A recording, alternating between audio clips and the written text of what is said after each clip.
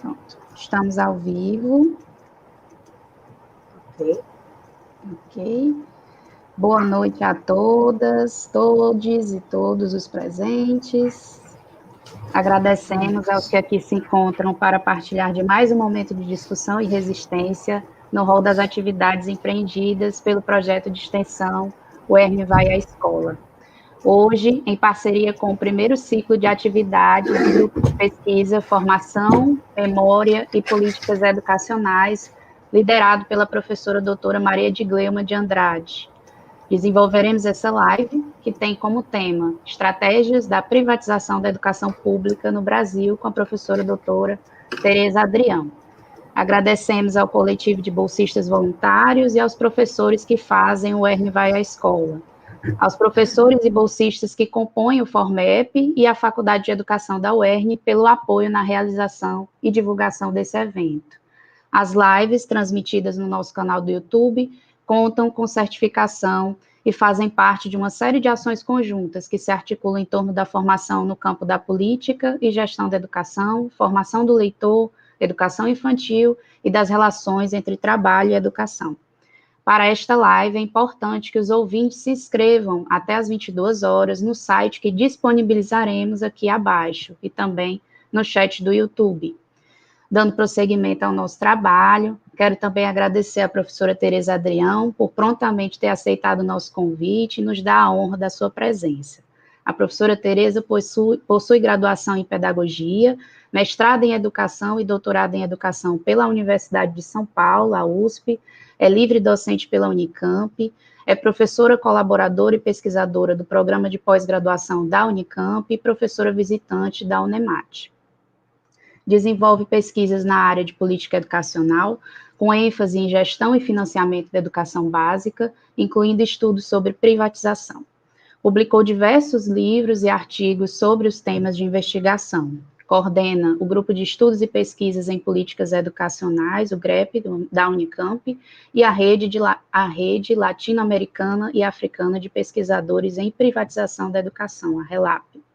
Integra as seguintes entidades acadêmicas e científicas: a ANPED, tendo sido coordenadora do GT Estado e Política Educacional de 2015 a 2019, foi vice-diretora estadual em São Paulo da ANPAI de 2015 a 2017, FINEDUCA e SEDES. Editora da revista Educação e Sociedade, bolsista, pesquisador CNPq até 2023, né?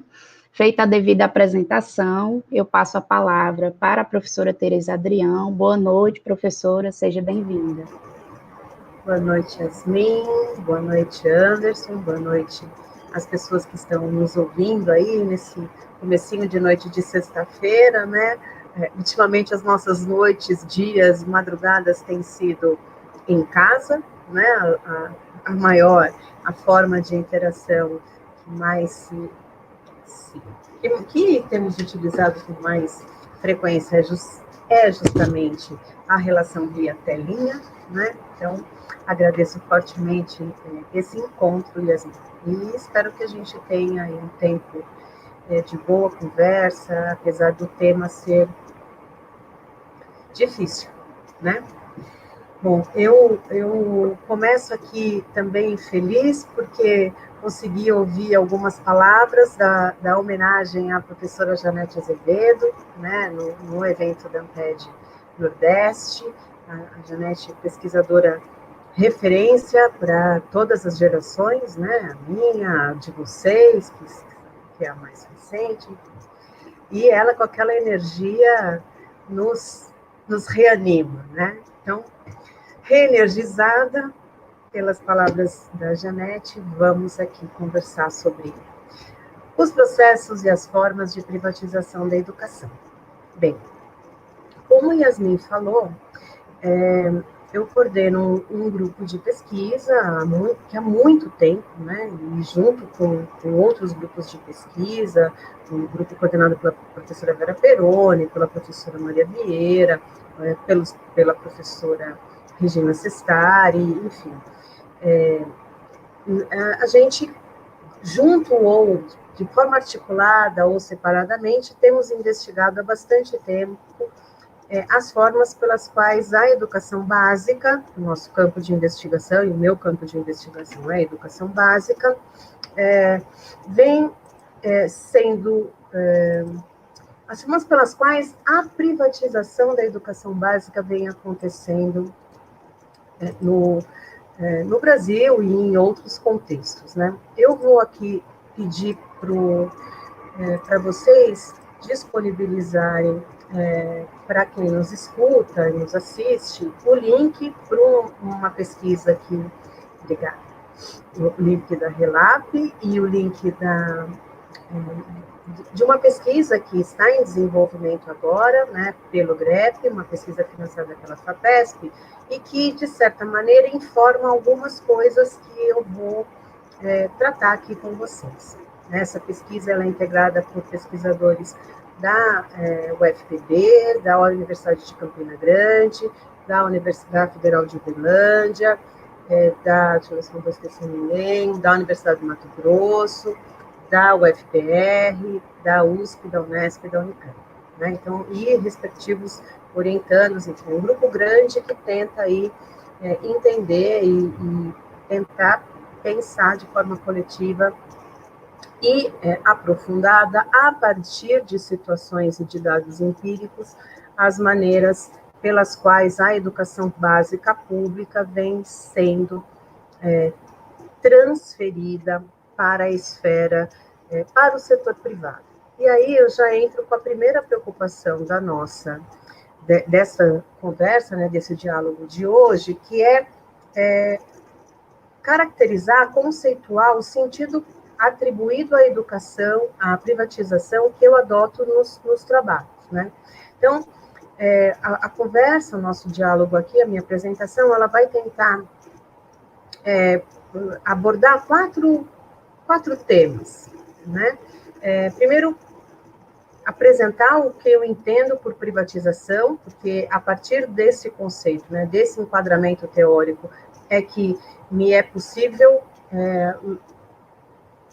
contextualizar, identificar os processos e as formas de privatização mais recentes, conversar um pouco com vocês sobre os atores, né, que tendem, no Brasil, a incentivar, a influenciar nesses processos de privatização da educação básica, apresentar, ainda que de forma sintética, né, as dimensões da privatização e as formas pelas quais essas dimensões da privatização vêm sendo privatizadas e destacar aquelas que nesta conjuntura, né, e eu estou chamando de conjuntura aqui, uma desagradável coincidência entre aspectos ou tendências conservadoras, né, perspectivas conservadoras, reacionárias, conservadoras no sentido de reacionárias, retrógradas, né, do campo dos valores, do campo das ideias, no campo das políticas, associado a processos de liberalização econômica, né, como nunca defendidos, digamos, né, por governos brasileiros, né, que é a pauta do pós-golpe, né, e especialmente neste governo, é profundamente neoliberal, né, em sentido estrito. Isso tudo num contexto da pandemia, né? Então, como é que os processos de privatização, as estratégias de privatização, considerando esses três elementos de contexto, agudizam ou aprofundam formas específicas de privatização. Então, vamos lá.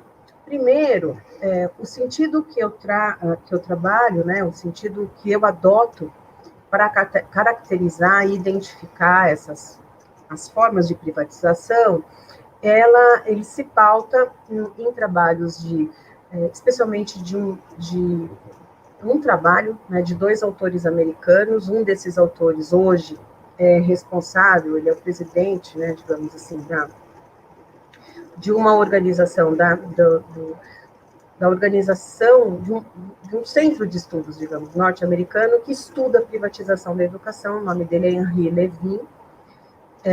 E o tratamento dado por eles para o conceito de privatização é tentar enquadrar neste conceito todas as formas pelas quais se transfere atividades, bens e responsabilidades das instituições governamentais, portanto públicas, entendidas então a esfera, as instituições governamentais como o público, para organizações particulares e agências particulares.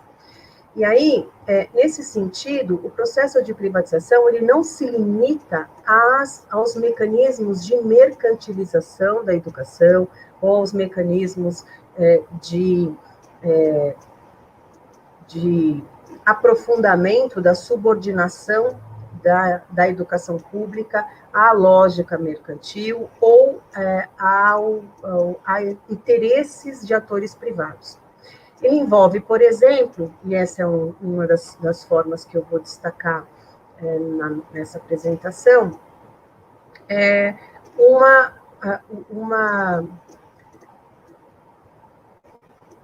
maior protagonismo, digamos, ou a transferência da responsabilidade ou da tarefa educativa das escolas para as famílias, né, por meio, por exemplo, da educação domiciliar.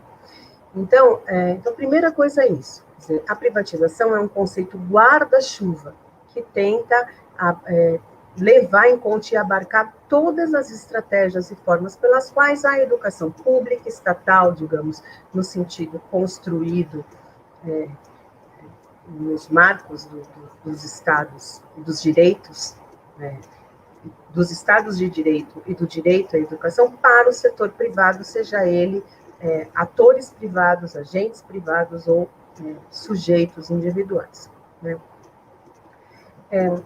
Nesse conceito guarda-chuva também se presume, né, se pressupõe a ideia da liberalização, né? Quer dizer, porque para que haja essa transferência, né, da responsabilidade estatal para a garantia da educação escolar, né? Sempre que eu estou falando aqui, eu estou falando da educação escolar. Para atores privados, é necessário desregulamentar, liberalizar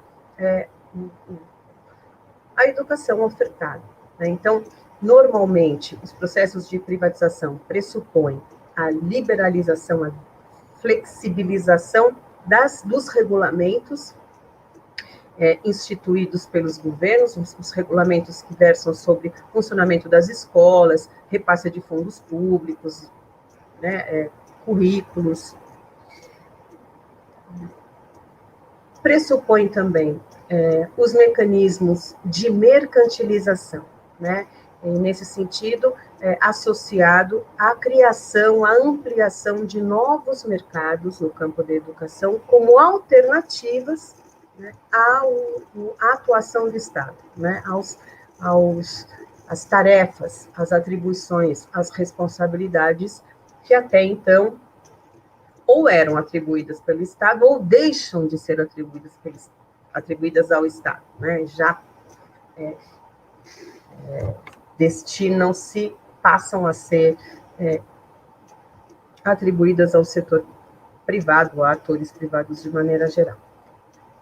Então, privatização é um conceito guarda-chuva que congrega, abarca estas diferentes formas pelas quais a educação deixa de ser entendida como um bem público a ser garantido pelo Estado e passa a ser, e é transferida para atores e setores privados, particulares no sentido amplo, né? E por isso, eu tenho deixado de adotar expressões como parceria público-privado, porque inicialmente, no começo dos nossos trabalhos, né, nós adotávamos, eu adotei durante muito tempo essa expressão parcerias público-privado, no sentido atribuído, que hoje atribua a privatização, para dar conta dessas relações, né? Então, me parecia um conceito mais amplo para abarcar essas diversas relações entre Estado e setor privado, mas que, em verdade, é uma expressão justamente adotada pelos segmentos que propõem, defendem os processos de privatização, né? Então, a ideia de que se trata de uma parceria entre atores com interesses comuns, né? A ideia de parceria é a ideia de comunhão, né? De camaradagem, e não necessariamente de interesses, e por vezes contraditórios e disputáveis, né? Então, por essas razões, os trabalhos mais recentes, eu tenho adotado o termo privatização, acho que ele dá conta, ele expressa melhor esses processos que eu venho estudando.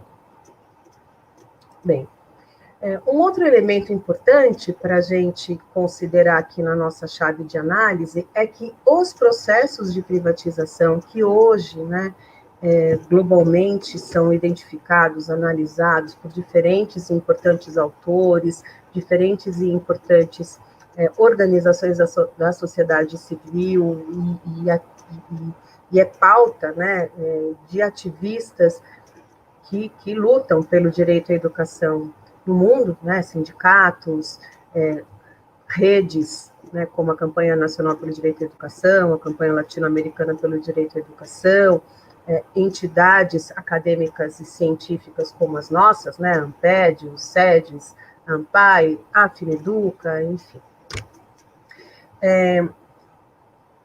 Estes processos de privatização da educação, mesmo observadas globalmente, ocorrem e trazem consequências distintas para os diferentes campos, digamos, para os diferentes territórios, para os diferentes países, para os diferentes sistemas de ensino, e essas diferenças, elas se relacionam, elas têm como fundamento, primeiro, o fato de que a maneira pela qual a produção e distribuição de bens sob o capitalismo, né, é necessariamente, por princípio, desigual e combinado. Então, mesmo no interior de uma mesma economia como a nossa, e esse diálogo aqui explicita, né, e ajuda a pensar nisso, quer dizer, completamente diferente pensar, completamente diferente não, mas é muito diferente pensar nas consequências dos processos de privatização da educação no interior do Rio Grande do Norte, né, para o sistema público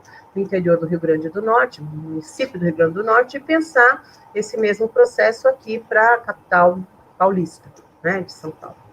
Então, é importante nos nossos estudos e na nossa pauta, né, nas nossas disputas, a gente conhecer e tentar entender as consequências desses diferentes processos para cada lugar, né? Então, se há uma agenda global, como diria o Roger Dale, né, de uma orientação globalizada, pró-privatização, pró-mercantilização da educação, a maneira pela qual isso chega nos países e a maneira pela qual os países reagem, né, os estados reagem, as entidades reagem, os estudantes, os professores reagem, faz com que não seja um movimento homogêneo, nem uma onda igualitária, né? Então, é importante a gente considerar isso.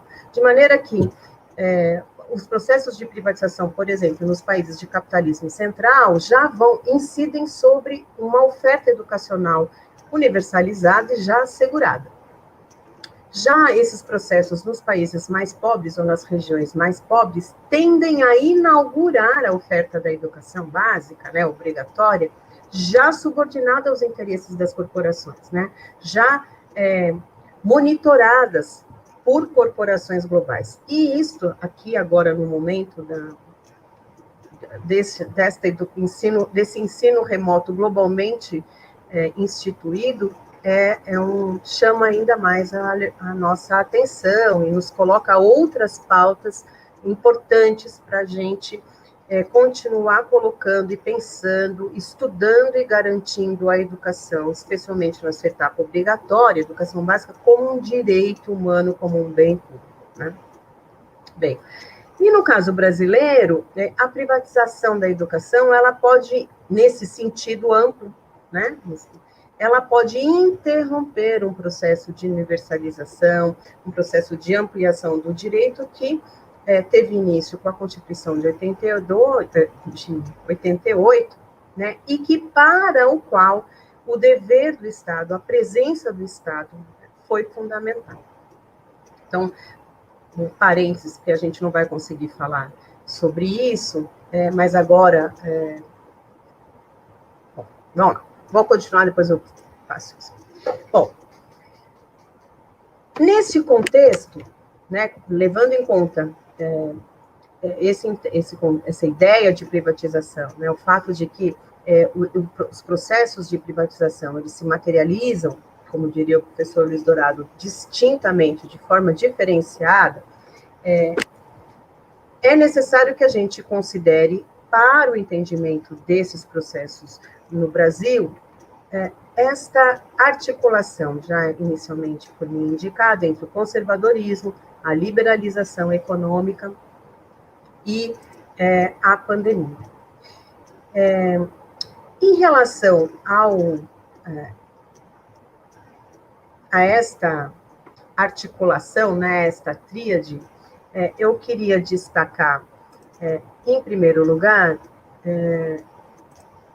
a vigência, né, desde o golpe, das orientações neoliberais, né, instituídas e especialmente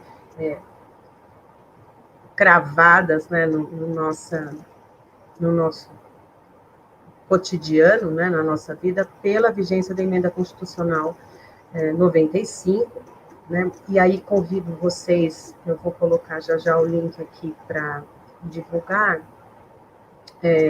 uma campanha importante que se chama Direitos Valem Mais, e esta articulação, né, esta campanha, essa coalizão que integra diferentes organizações, tem elaborado documentos, ela é coordenada pela professora Denise Carreira, que é uma das elaboradoras da ideia do CAC, né, do que se falou em qualidade inicial, então, uma figura que tem uma incidência no campo dos direitos da educação muito forte no Brasil, e este grupo, esta articulação, tem produzido materiais interessantes e de muita qualidade sobre as consequências da Emenda Constitucional 95 para a educação.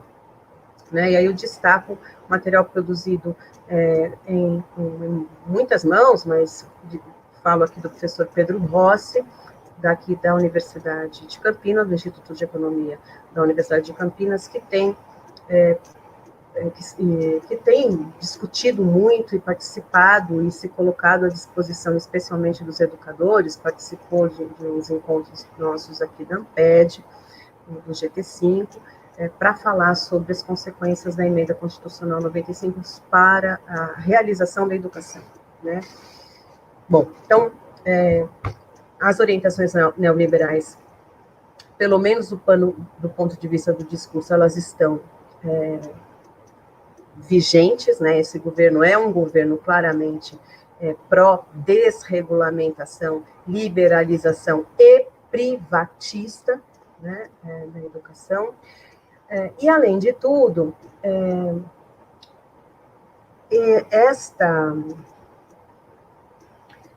essas orientações desliberalizantes, né, neoliberalizadoras, encontram-se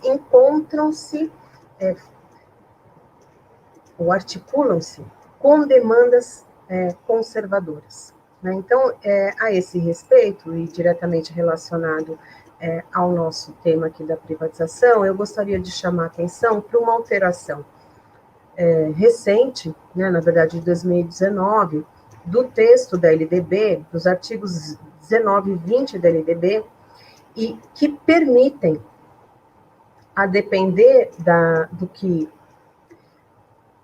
do que, na verdade, das disputas, né, da correlação de forças que tenhamos no parlamento, os fundos públicos, inclusive fundos previstos para o Fundeb, poderão ser carreados para as escolas privadas, né?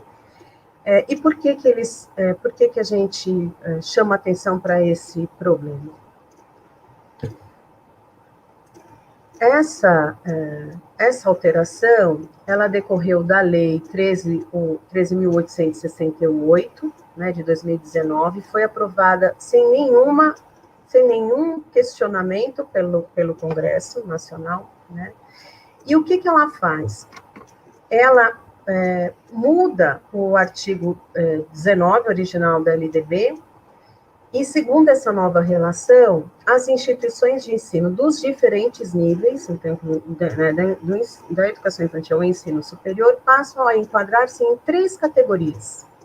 Então, antes eram 2, né? Públicas e privadas. E as privadas eram segmentadas em subcategorias. Pela alteração na LDB, essas instituições, quer dizer, as instituições de ensino, passam a ser públicas, que são as estatais, digamos, né? Privadas, aquelas que são mantidas pelo direito privado, isso já estava previsto no texto original, e as comunitárias. Então, as comunitárias deixam de ser privadas, antes elas eram uma subcategoria das privadas, né? E passa a ser uma categoria nem pública nem estatal, né? Nem pública nem privada, né? Um limbo. Bem, um limbo que será regulamentado por legislação complementar. Então, o que vai se entender por escolas comunitárias vai depender de legislação futura. E a alteração ainda suprimiu o artigo 20. E no artigo 20, o texto original da LDB previa a existência de escolas privadas ou particulares estrito sensu, que, digamos, por exclusão, né, seriam as escolas com fins de lucro.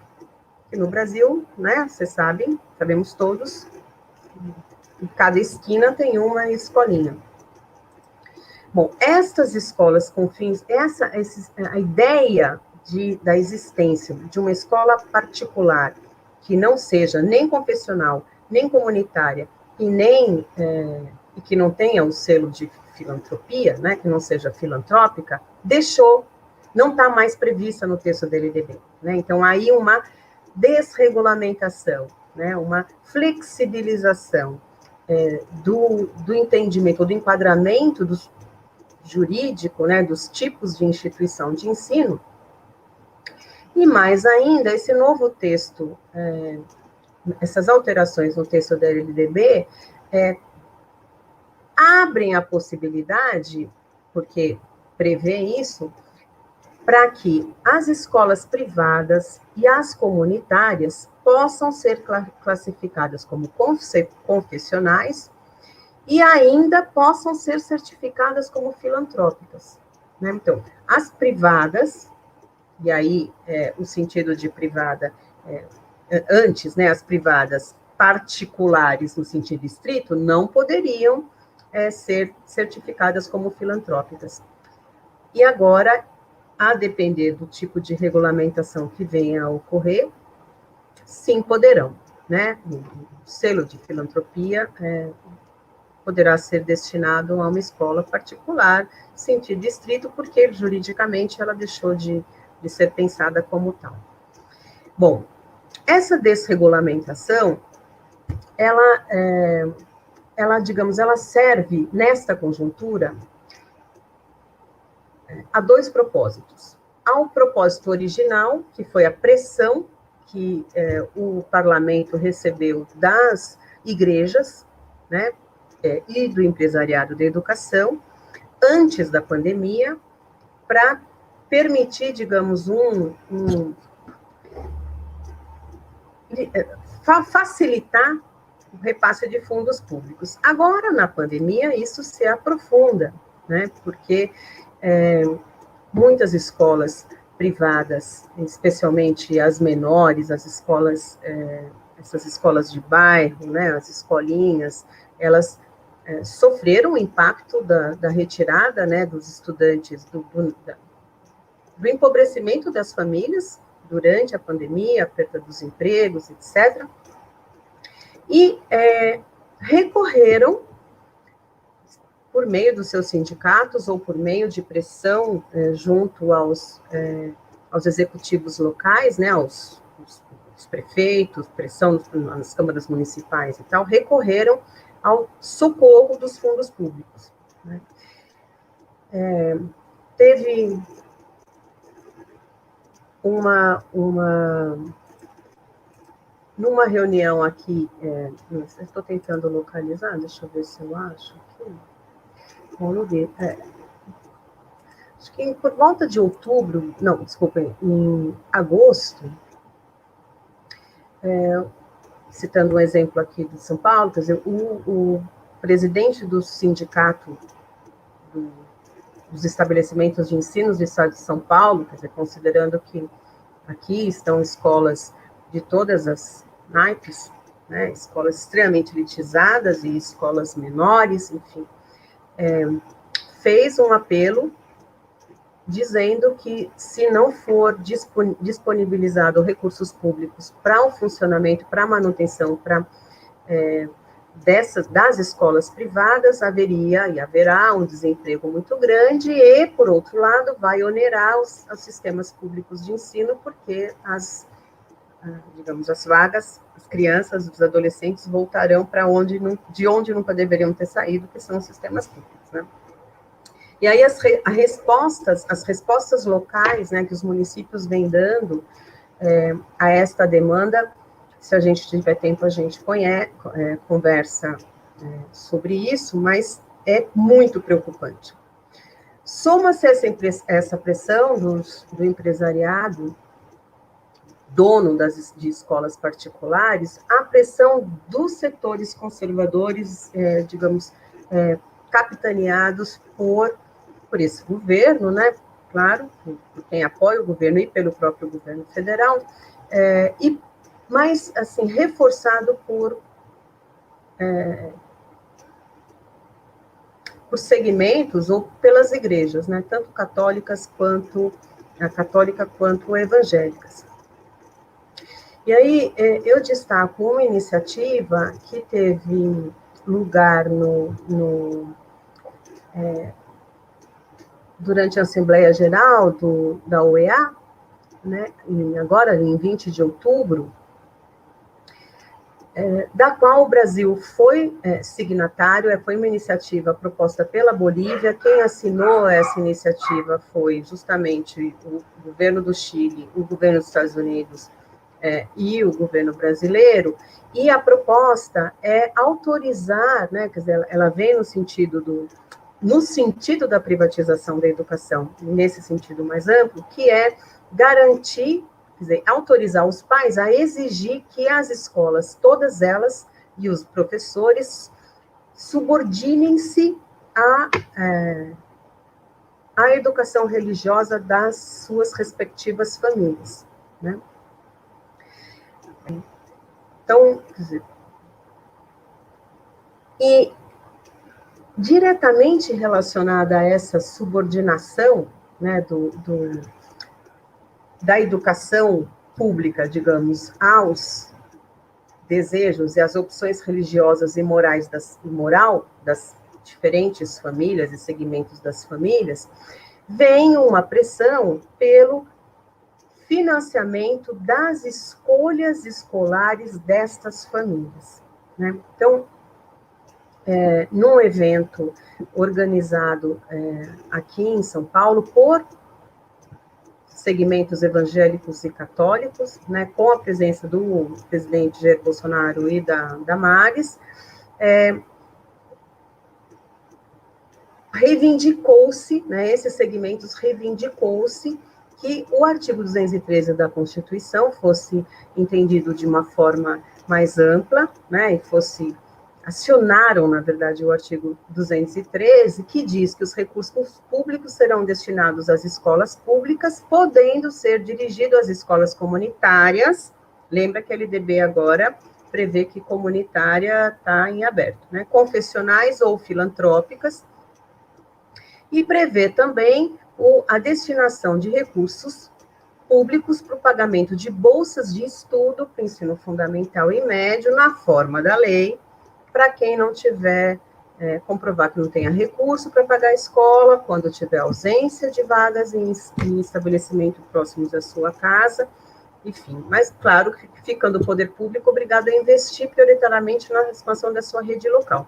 Mas se vocês estiverem acompanhando, tenho certeza que isso está pipocando nos municípios, quer dizer, o discurso dos candidatos a prefeito, pelo menos aqui em Campinas, em São Paulo, que eu tenho acompanhado mais de perto,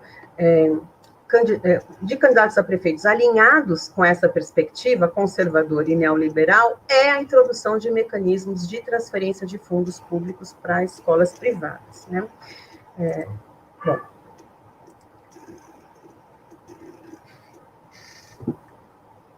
então vamos falar um pouquinho sobre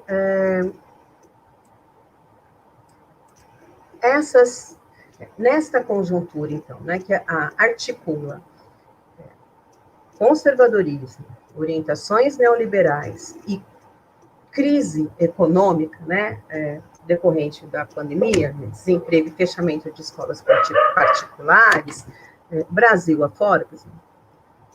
Porque, olha, gente, uma coisa interessante, se a gente for ver como é que a educação básica na maior parte dos países, pelo menos os países da Europa e mesmo nos Estados Unidos, nós não temos não se identifica essa enxurrada de escolas particulares lucrativas, com fins de lucro, como a gente tem no Brasil.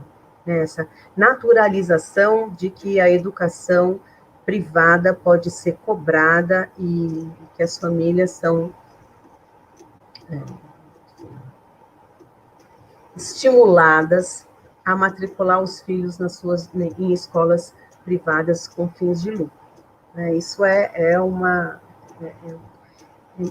muito brasileiro, esse fenômeno. Vale a pena. Parece que a ideia que a gente tem é que isso é comum, mas não é comum. Mesmo as escolas, mesmo no Chile, as escolas privadas, como essas, né, como a gente tem aqui, essas com fins de lucro, elas são subvencionadas pelo Estado, né, mas não tem explicitamente o interesse de lucro. Bem, quem são os atores, ou os principais atores, que incidem sobre a definição ou a ampliação desses processos de privatização, dessas estratégias de privatização da educação básica? Então, a gente tem, em primeiro lugar, as corporações transnacionais, globais e agora de diferentes segmentos, né, as grandes editoras, então, os processos e aí já é uma alteração com a pandemia, né, até antes da pandemia, os sistemas privados de ensino, que são compostos pelos material apostilado, formação de professor, vendido a rodo para os diferentes sistemas públicos de ensino, né, o pacote completo, a educação municipal formatada, encaixotada e comprada, comercializada por grandes editoras, né, associadas ou não a grupos brasileiros, está cedendo espaço para as organizações, para as corporações vinculadas, né, às tecnologias da informação. Né? Então, a gente, com a pandemia, com a globalização, ampliação, generalização, nem sei que a gente usa para isso, do ensino remoto, estas grandes corporações foram extremamente valorizadas. Um segundo grupo de ator privado que se associa a esses dois primeiros grupos de corporações transnacionais são os fundos de investimento.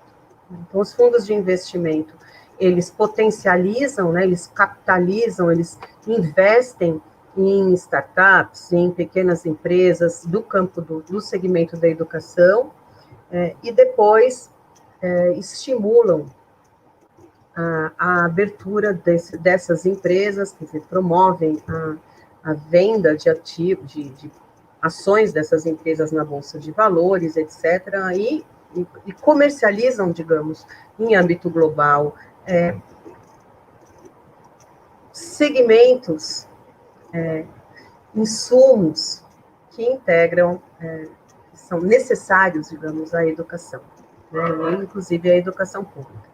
E aí, quer dizer, existem diferentes grupos que estão associados a esse tipo de investimento, mas vou chamar a atenção de um em especial, que é a Fundação Lehman, que está associada a um grupo fortíssimo empresarial, né, que é o Grupo Lehman, e que tem, já escrevi isso em outros lugares, depois, se vocês quiserem, eu socializo aqui um texto que escrevemos eu e a professora Cássia, da UFPR, que mostra um pouco esse funcionamento do Grupo Lehman, que investe em escolas privadas, em sistemas privados de ensino, em startups da educação, tem um fundo de investimento que, digamos, potencializa essas startups e, ao mesmo tempo, uma fundação, um braço social, digamos, desse grupo que investe e pauta a agenda, as políticas educacionais de diversos sistemas privados, sistemas públicos de ensino, né? Então, atua, é um povo que atua de forma articulada em diversos campos da educação. Fechou o exemplo. Um terceiro grupo, então. O terceiro grupo são os grupos de pressão, são os grupos de advocacy, né? Então, eu já dei aqui 2 exemplos, dos empresários da educação, hoje os donos de escola, e o segmento das escolas confessionais, né, das igrejas, que vem pressionando o realinhamento, a definição de políticas educacionais aos seus interesses.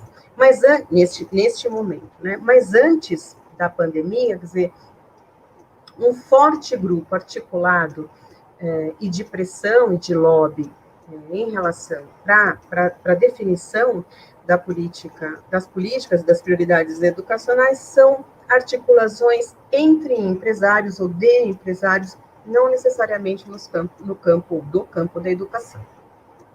Então, por exemplo, aqui em São Paulo, a gente tem uma articulação chamada Compromisso São Paulo pela Educação, que desde 2011, que nasce de uma articulação de empresários paulistas, chamado Parceiros da Educação, e que tem um compromisso, uma missão, digamos, um objetivo de incidir sobre a política pública educacional do Estado de São Paulo. E como desde 2011. E como esta experiência, outras tantas. Em nível nacional, o Todos pela Educação repete esse desenho, esse tipo de inserção. E no âmbito da América Latina, a Reduca, é uma rede constituída, funcionada, inclusive, pelo Todos pela Educação, desempenha esse movimento no campo dos países da América Latina. No contraponto, a gente tem, por exemplo, no caso do Brasil, a Campanha Nacional pelo Direito à Educação, que faz a disputa, né, com este segmento empresarial. Então, mas são grupos de advocacy, são redes que têm como preocupação maior justamente a incidência política. Bem, já estou tentando terminar aqui. Eu queria... eu tenho trabalhado, gente, com uma... Do ponto de vista didático, né, ou para organizar, né, o entendimento e para auxiliar na categorização, quer dizer, é um recurso teórico, metodológico, não é assim, as dimensões da privatização que eu vou apresentar agora, elas não se encontram estanques na vida das escolas, né, nos nossos cotidianos, elas são mutuamente dependentes e interferem, né, umas nas outras, mas para efeito de estudos, nós acabamos dividindo, digamos, considerando as formas e estratégias de privatização a partir da incidência dessas formas e estratégias de privatização sobre a oferta educacional, sobre a gestão da educação pública e sobre o currículo. Né? Em relação à oferta educacional, são 3 os principais mecanismos, ou as principais estratégias pelas quais a educação, a oferta educacional, essa dimensão da educação vem sendo privatizada.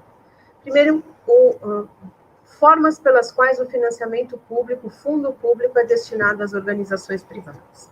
Segundo, a própria existência da oferta privada da educação, né, e formas distintas da oferta privada por atores privados da educação básica.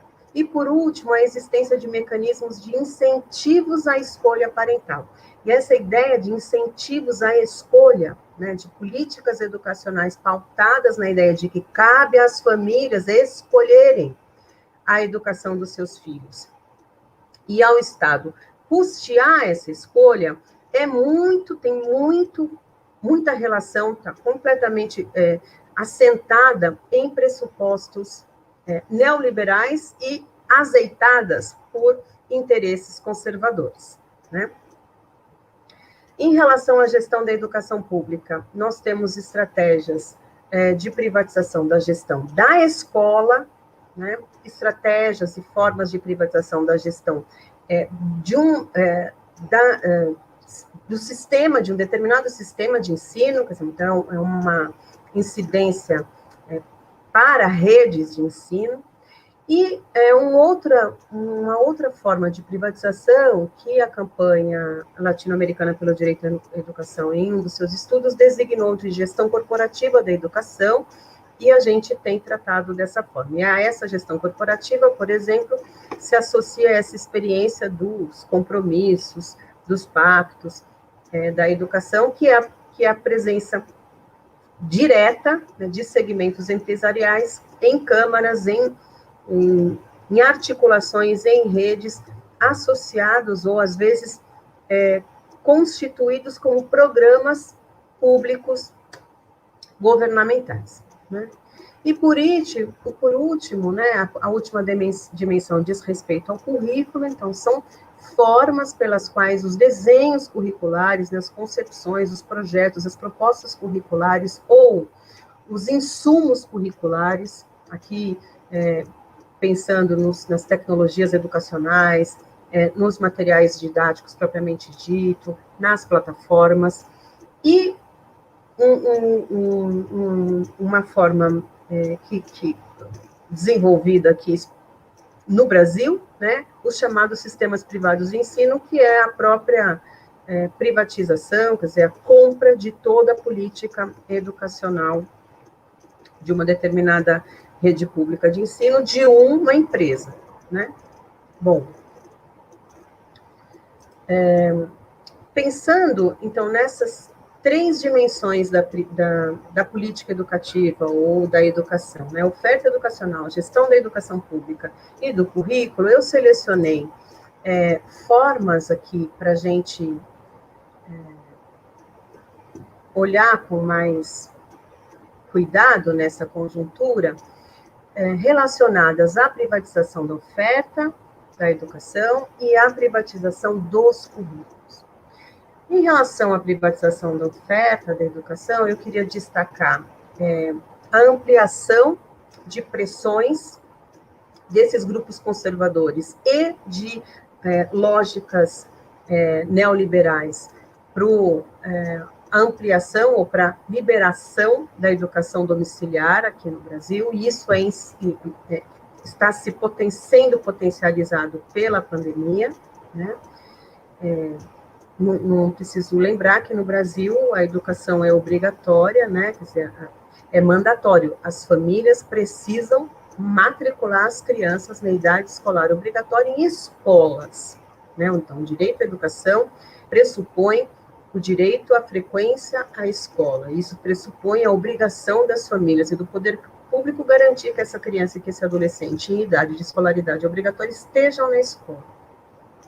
Bom, isso está sendo combatido, né, por pressões tanto conservadoras quanto conservadoras no sentido dos costumes, quanto liberalizantes no sentido econômico, né? Uma outra forma de privatização da oferta que eu quero destacar, e de certa maneira eu já contei, já mencionei no começo, diz respeito à ampliação dos subsídios ao setor, às escolas privadas propriamente dito, né? Então, lembrando que isso pode ser favorecido, né, pela essa alteração nos artigos da LDB, que eu mencionei, né, pela pressão do empresariado, dos donos de escola, para flexibilizar o uso dos recursos públicos, especialmente aqui, agora, no período de regulamentação do Fundeb. Isso é uma coisa importante, muito importante, para que a gente fique atento e inclua no nosso campo de preocupação, né? E, por último, a introdução de incentivos, porque também isso tem sido acionado, né, por alguns candidatos, por exemplo, que é a introdução de mecanismos de escolha parental via criação das chamadas charter school, que nada mais são do que escolas privadas contratadas pelo Estado, ou seja, pagas com recurso público para atender a população, né? Minas Gerais parece que aprovou ou está aprovando um projeto nessa natureza, né? A introdução e a defesa, né, de estratégias como bolsas de ensino, né, quer dizer, o poder público, as prefeituras, vou falar das prefeituras porque estamos no momento de eleição, né, portanto, de debate sobre isso. Então, aqui, por exemplo, em Campinas, um dos candidatos que índice alto de aprovação defende abertamente o financiamento, o repasse de recursos da prefeitura para as escolas privadas, desde que sejam regulamentadas, enfim, e sem tranquilamente. A ideia de que o fundo público é para a escola pública, e especialmente numa rede, como a rede aqui de Campinas, que tem excelente qualidade, é subsumido, né? Desaparece da pauta destes agentes, desses atores que têm essa orientação conservadora e neoliberal.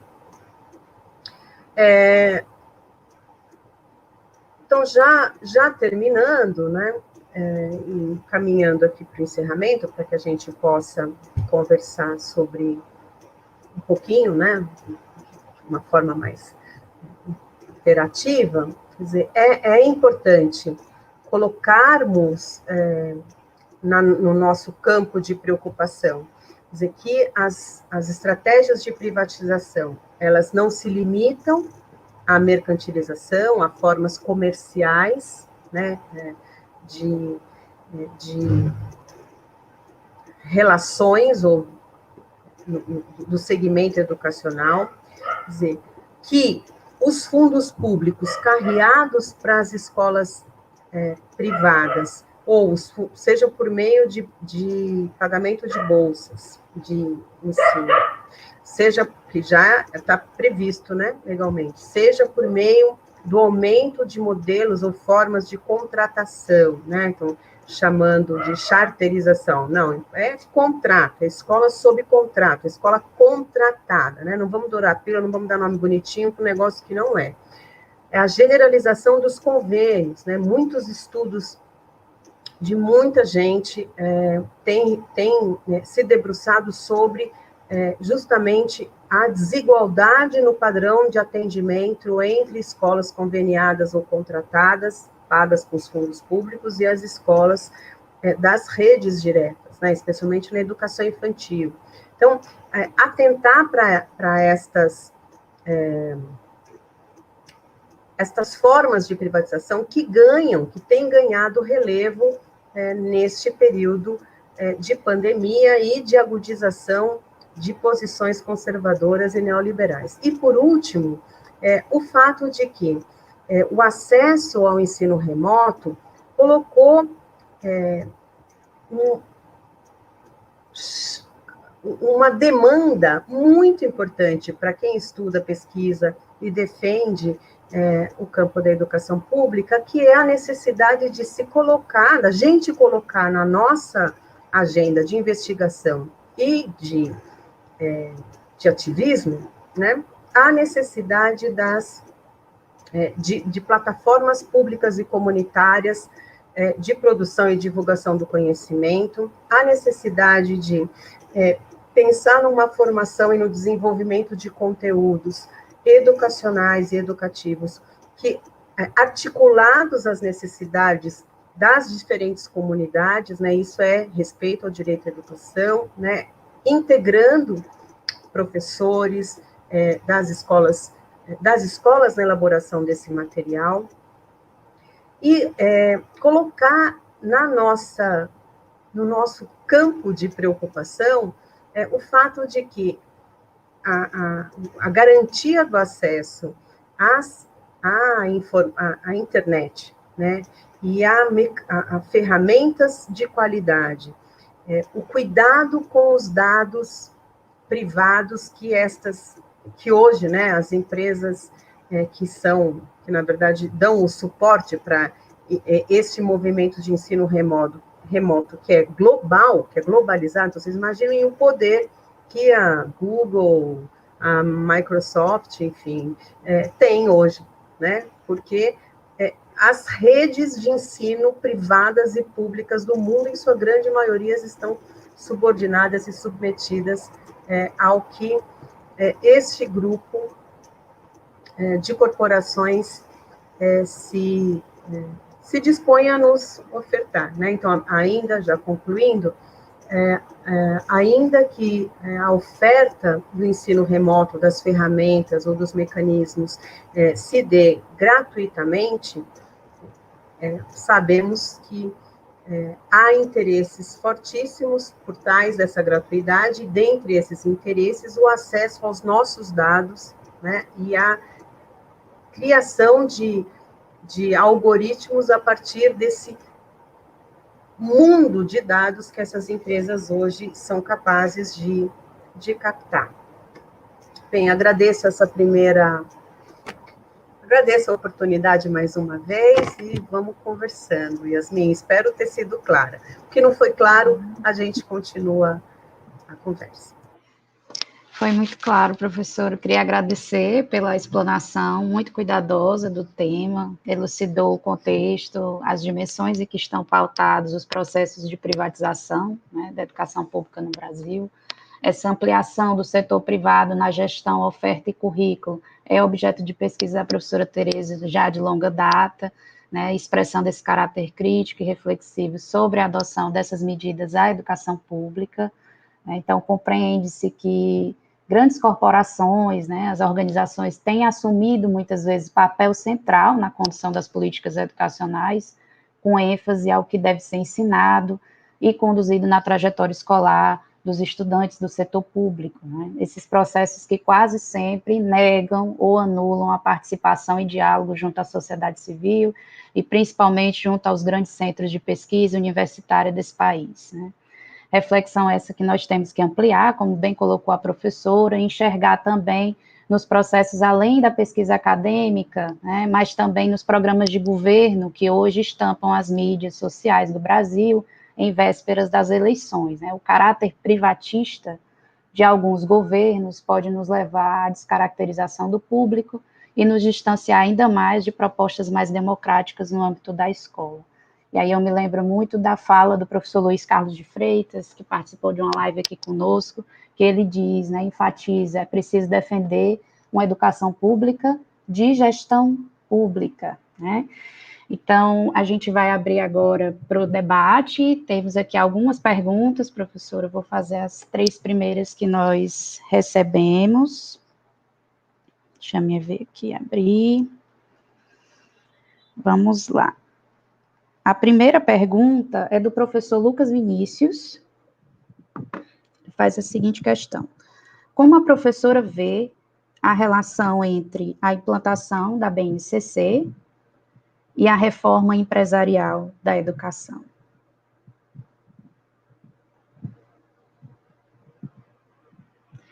A segunda pergunta é do professor Anderson Costa.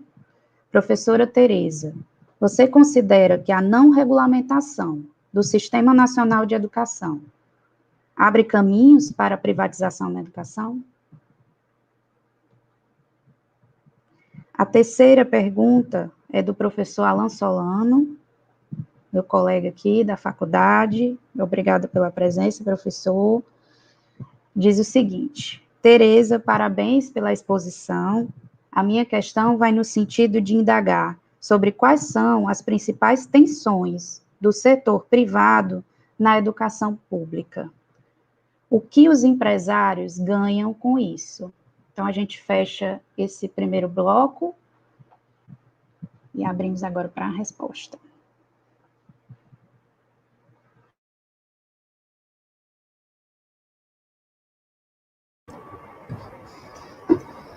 Bom, obrigada pelas perguntas, são perguntas complexas, né? Não são perguntas muito fáceis de responder, mas começando pelo Lucas, né? Bom, e aí, sabendo que o professor Luiz Carlos esteve aqui, acredito que o professor Luiz também tenha abordado muito a questão da BNCC, né? Acho que as observações, as análises que o Luiz Carlos faz sobre essa relação entre o processo de privatização, a reforma empresarial, como eles chamam, né?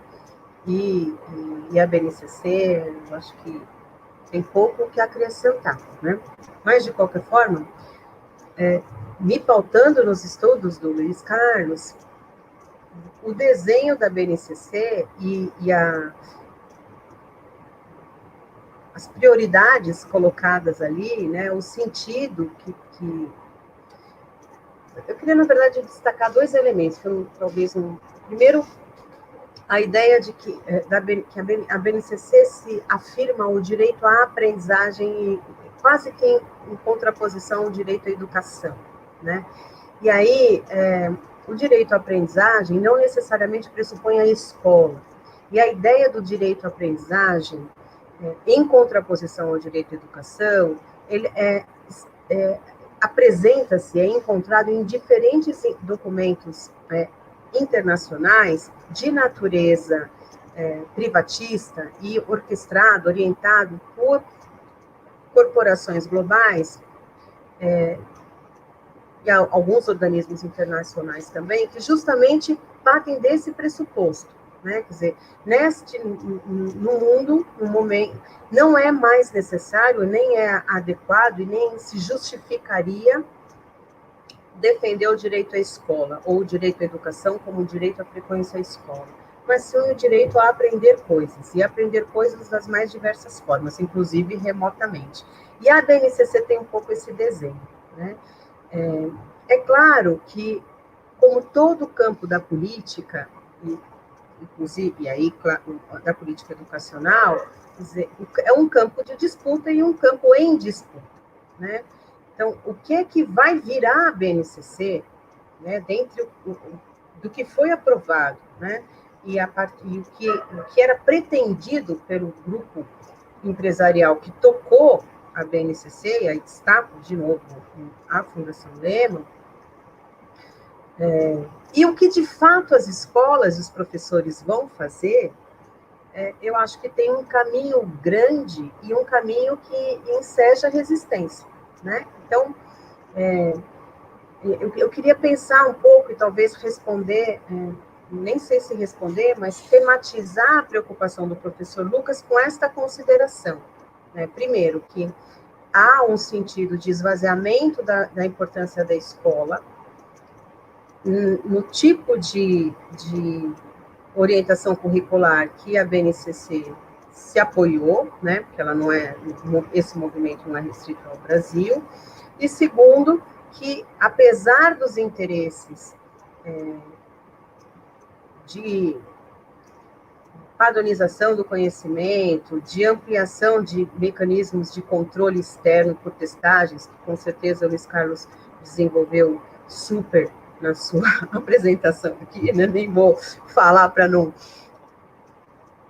né, me expor diante do que ele disse, com certeza.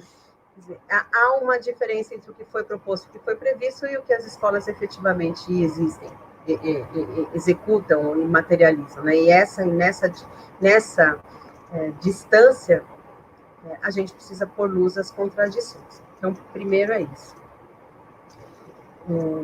Então, nesse sentido, assim, há uma proposta de reforma educacional empresarial, há uma agenda de reforma educacional dos empresários, que não são empresários da educação, e aí eu já vou tentar relacionar com a pergunta do professor Alan Solano, que diz respeito a essas questões, mas é interessante a gente olhar, é interessante considerar que os empresários, ou as corporações que se articulam para pautar ou para incidir sobre as políticas educacionais no Brasil e no mundo, não são do setor da educação, não são empresários da educação, não são donos de escola, né? Você não vê o Digênio, né, dono da Unip, não são, né, no caso da educação básica. São corporações que ganham por outras formas. E ganham como? Se articulam na medida em que, por isso que eu acho que é importante a gente pensar nas startups, nesse tipo de mercado indireto da educação, né? Na medida em que se padroniza o ensino, você pode consumir e vender produtos, consumir e vender serviços. Então, penso que consultorias, assessorias, e nesse sentido esvazia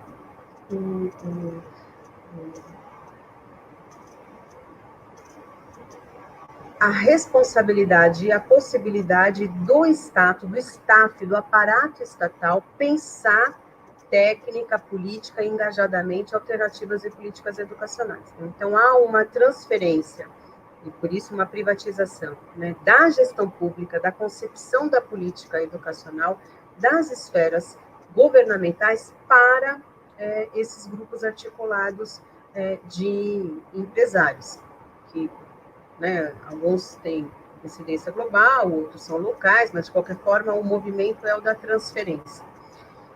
E isso, nesse movimento de transferência, as decisões sobre as orientações políticas, elas deixam de estar no espaço da política, e, portanto, da disputa pública, né?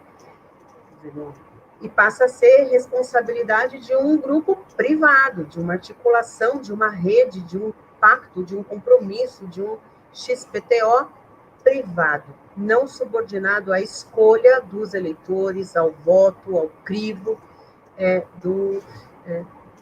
das eleições, né, do debate político, do debate democrático. E isso também é preocupante, né? Então, e por último, a pergunta do Anderson, se ainda, né, a não regulamentação do sistema nacional abre caminhos para a privatização. Olha, Anderson, eu, sinceramente, nessa conjuntura, não sei te responder se abre ou não, porque nesta conjuntura, com este Congresso, o que seria a regulamentação do Sistema Nacional? Que Sistema Nacional de Educação seria esse? Então, às vezes tem coisas, tem temas que a gente precisa pensar politicamente também na correlação de forças que a gente tem. Então, eu não sei te responder, mas talvez, a depender do que venha a ser um Sistema Nacional de Educação com esse Congresso, nessa correlação de forças, o resultado seja mais privatizante do que o que temos hoje. Bom, vamos caminhar para o segundo bloco. Começo com a pergunta da Paula Duarte. A pressão para que haja uma migração do ensino presencial para o ensino remoto, mesmo em uma pós-pandemia, faz parte das estratégias dos setores privados? A professora Esmeraldina pergunta: professora, o Brasil está fadado a ter o mesmo destino dos Estados Unidos, que a partir de 2000 assistiu o fechamento de centenas de escolas, a privatização de outras milhares e a exclusão de alunos caros?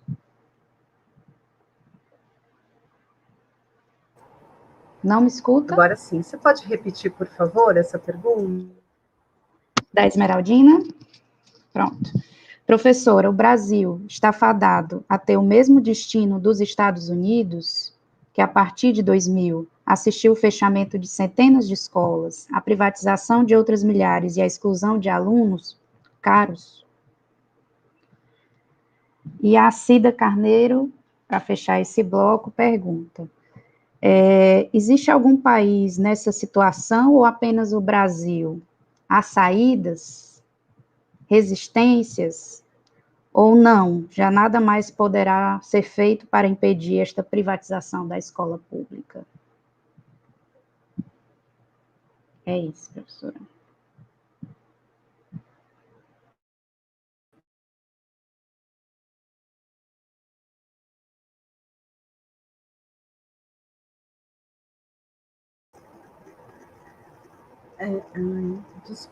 Desculpe, Yasmin, eu não consegui entender a minha letra. Você pode repetir a primeira pergunta? Claro, professora. A pressão... professora Paula, a pressão para que haja uma migração do ensino presencial para o remoto em um pós-pandemia faz parte das estratégias dos setores privados? Obrigada, eu não consegui entender a palavra que eu tinha escrito aqui. Bom, obrigada mais uma vez por essa rodada de perguntas. Então, vamos lá, professora Paula. A migração do ensino presencial para o ensino remoto não me parece ser uma consequência da pressão dos interesses corporativos ou dos interesses privados. Né? Eu acho que há um dado de realidade que a gente precisa incorporar, um pouco que eu falei no começo, que foi aprofundada pela pandemia, que é a utilização desses recursos digitais nas nossas aulas, que para a minha geração é muito difícil, né? Não fui alfabetizada nisso, mas para gerações mais novas, vejo meus filhos aqui, é parte da vida já, né? É uma forma de socialização, eles se encontram assim antes da pandemia e tal. Enfim, e de certa maneira, as nossas escolas, e em especial as escolas públicas, estavam alijadas as crianças, os jovens, né, e os professores, diante das profundas dificuldades de funcionamento e de lamentável padrão de oferta das nossas escolas públicas, Brasil afora, quer dizer, alijadas dessa necessidade, né, da inclusão digital real. Então, acho que a pandemia trouxe esse problema para o gestor público, para os educadores. A gente vai ter que pensar em como incorporar estas ferramentas no nosso cotidiano. Qual é o problema? E aí acho que sim, há um estímulo das corporações, né, associadas às plataformas digitais, que é a criação de demandas. Então, eu não sei sinceramente eu não sei, porque eu não sei mesmo, sou ignorante, se essa plataforma que a gente está usando, ela é uma plataforma pública ou ela é uma plataforma privada. Mas, é gratuita, né? Mas você paga o pacote. Então, né? ela é privada. Não, porque assim, outra coisa, ser gratuito não significa que é público, né? Então, por exemplo, eu vou dar, no caso da Unicamp, a Unicamp tem não vou falar da Unicamp, vou falar da escola da educação, porque na Unicamp eu não sei se a Unicamp paga alguma coisa, né, se a reitoria paga, realmente eu não sei. Mas onde meu filho estuda, o caçula, é uma escola comunitária de pais, cooperativa de pais, na verdade, e o Google Education procurou essa escola e ofereceu, há uns 3 anos atrás, né, o Google Education, lá, o pacote para os estudantes, e eles foram introduzindo paulatinamente as ferramentas para professores e para os estudantes, né? A classe do meu filho, a turma do meu filho, que na época ele estava no 5º ano, né, no último ano do ensino fundamental, foi uma das primeiras turmas a começar a experimentar essas ferramentas. Bem, tudo gratuitamente, o colégio não pagou nada, as famílias não pagavam nada, mas imaginem a dependência real, concreta, que essa escola, esses professores, têm hoje das ferramentas do Google. Como muda de plataforma? Então, nesse sentido, quer dizer, se criou uma necessidade, em princípio gratuitamente, mas em um determinado momento pode deixar de ser gratuito e, ao mesmo tempo, vocês sabem disso, as plataformas, né, as corporações, elas vão oferecendo outros serviços de melhoria do pacote mínimo, né?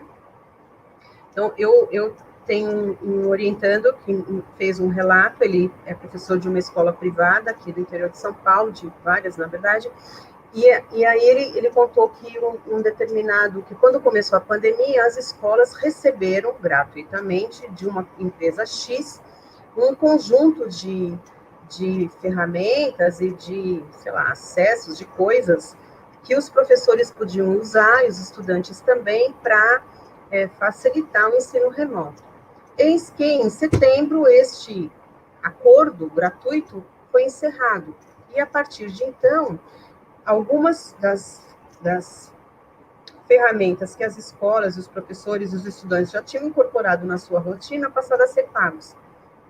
Então, você tem um desmonte, né, das relações e das estratégias de planejamento, das relações de ensino cravadas ou, né, privadas pelas corporações. Então, nesse sentido, sim, penso que tem um interesse das corporações nesta migração. Mas acho que tem um interesse mais complexo, mais importante, que a gente precisa começar a entender e a estudar também, por ser um fenômeno novo, que é o acesso aos nossos dados, né? Então, nesse capitalismo digital, ou capitalismo de vigilância,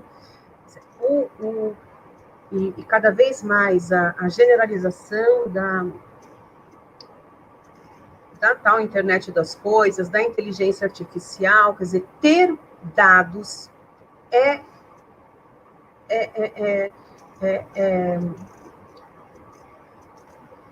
capital, é poder, né? Quer dizer, as empresas, quanto mais dados essas empresas têm, e mais elas conseguem se aproximar dos perfis e conseguem produzir serviços e produtos à imagem e semelhança de cada um de nós. Então, vocês imaginemos nós. Isso também eu lembro que quando o meu filho começou com essa história né, ele não foi nem uma escolha, a escola achou que ia ser super interessante, enfim. Eu fico pensando, como é que as famílias, as agendas das famílias, porque, passaram a ser pautadas e mediadas por essas plataformas digitais, né? Eu recebo as mensagens no meu e-mail da Unicamp, porque é Google. Então, a mensagem do colégio da professora já chega direto, sei lá, né? Daqui a pouco eu estou tomando banho e o chuveiro cai alguma coisinha dizendo, me alertando sobre qualquer coisa, porque está tudo ligado, né? E essa articulação, me perdoem a falta de precisão, porque eu não sou do campo, né? Mas me importa, me interessa, quer dizer, esse controle sobre os nossos dados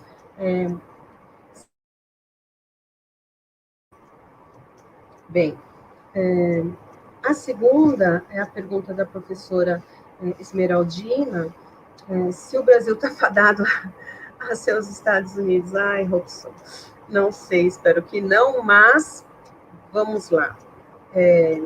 A depender desta lógica, né, da manutenção dessas orientações governamentais, ainda que governamental do governo federal, né, ainda que a nossa educação básica seja oferecida, ofertada, garantida pelos municípios e pelos estados, há uma tendência muito grande, não só pelo encantamento com aquela reforma americana, porque ela mostrou que deu água, né? Ela não é nem referência mais para ela mesma, mas porque esta conjunção de elementos da conjuntura, né? Conservadorismo, neoliberalismo e pandemia potencializam sim, incentivam sim, estimulam sim formas de aumento do conveniamento, repasse do recurso público para as escolas públicas de gestão privada, como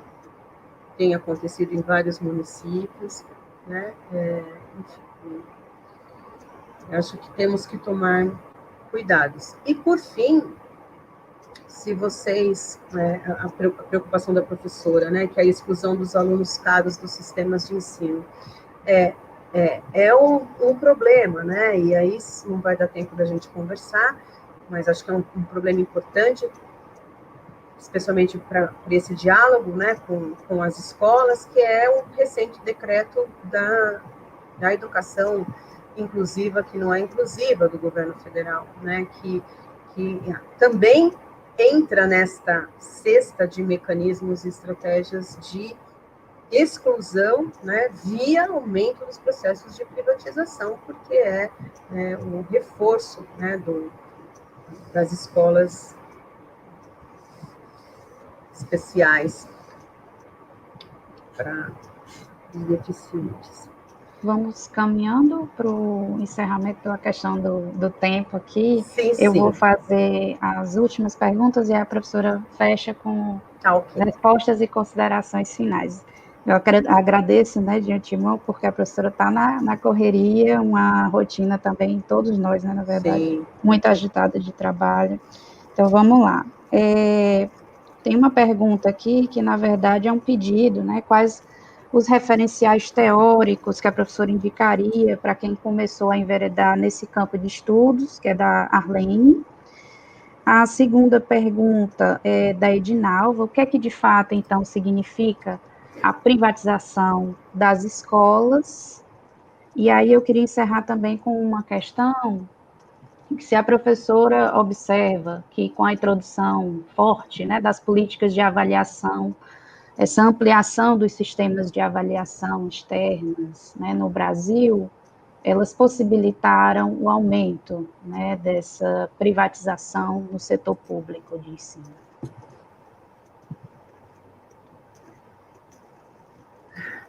Vamos lá.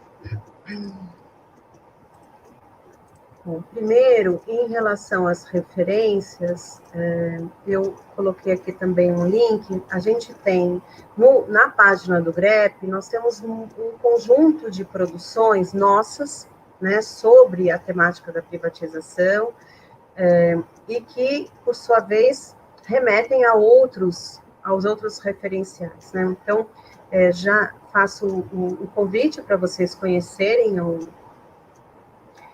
as nossas produções, conhecerem a página, e ali tem muita coisa que pode certamente ajudar no entendimento desses processos, né?